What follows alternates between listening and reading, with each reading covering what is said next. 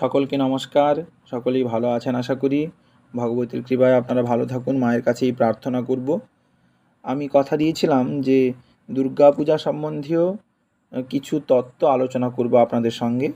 অর্থাৎ দুর্গাপূজা যে মহাপূজা, সেই মহাপূজার যে বিশালত্ব, যেগুলো শাস্ত্রে বর্ণিত রয়েছে, দুর্গাপূজা যে সত্যি মহাপূজা, এইটা যদি আমরা শাস্ত্রের প্রমাণগুলো দেখি তাহলে সহজেই বুঝতে পারবো কেন বলেছেন এই কথা। সেই কারণে আমরা দুর্গাপূজা বিষয়ক যাবতীয় তথ্য আমরা এই পর্বগুলিতে পরপর আলোচনা করবার চেষ্টা করব। আমি যতটুকু প্রমাণ সংগ্রহ করতে পেরেছি বিভিন্ন পুরাণ থেকে, বিশেষ করে দুর্গাপূজা সম্বন্ধীয় তত্ত্ব ব্রহ্মবৈবর্ত পুরাণ, কালিকা পুরাণ, দেবী ভাগবত ইত্যাদিতে রয়েছে, সেখান থেকে যতটুকু আমার জানা বা যতটুকু আমি সংগ্রহ করতে পেরেছি সেই তত্ত্বগুলো আপনাদের হাতে তুলে দেওয়ার চেষ্টা করব এবং এই বিষয়ে